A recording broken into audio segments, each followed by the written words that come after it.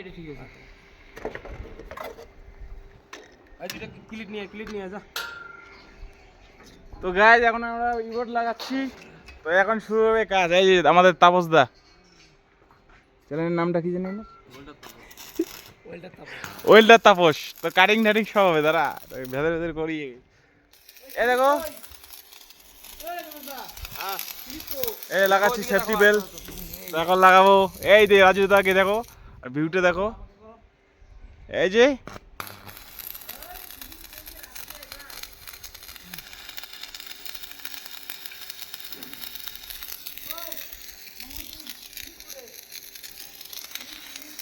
তুমি হ্যাঁ